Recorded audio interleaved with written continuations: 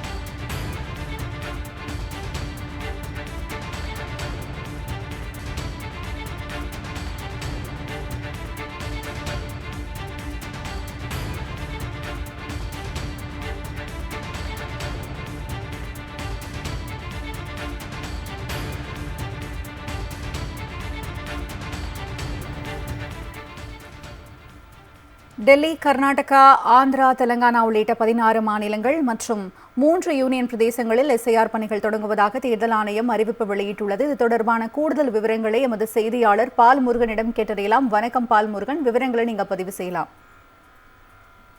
அது தேர்தல் ஆணையம் தற்போது 3ஆம் கட்ட எஸ்ஐஆர் பணிகள் தொடங்குவதாக அறிவித்திருக்கிறது. இந்த மாதம் இறுதி முதல் இந்த எஸ்ஐஆர் பணிகள் நடைபெறும் என்று தற்போது அறிவிக்கப்பட்டிருக்கிறது.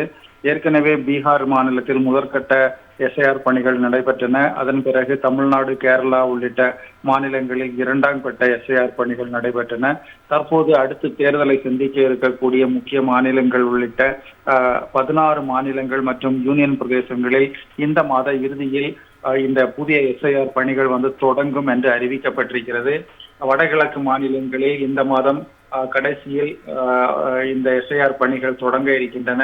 கர்நாடகா, மேகாலயா, அதே போன்று ஜார்க்கண்ட், டெல்லி உள்ளிட்ட மாநிலங்களிலும், ஆந்திரா, அருணாச்சல பிரதேசம், தெலுங்கானா உள்ளிட்ட பல மாநிலங்களிலும் அடுத்த மாதம் முதல் எஸ்ஐஆர் பணிகள் தொடங்கும் என்று அறிவிக்கப்பட்டிருக்கிறது.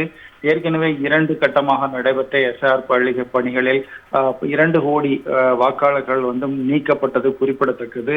தற்போது இந்த 16 மாநிலங்களிலும் இந்த எஸ்ஐஆர் பணிகள் தொடங்க இருக்கின்றன. எஸ்ஐஆருக்கு எதிராக தொடரப்பட்ட வழக்கு உச்சநீதிமன்றத்தில் நிலுவையில் இருக்கிறது. வழக்கினுடைய விசாரணை முடிந்தாலும் இன்னும் தீர்ப்பு வராத நிலையில் தற்போது 3ஆம் கட்ட பணிகளும் தொடங்குவதாக தேர்தல் ஆணையம் அறிவித்திருக்கிறது. தனலட்சுமி, உங்களுடைய அண்மை விவரங்களுக்கு நன்றி பால் முருகன்.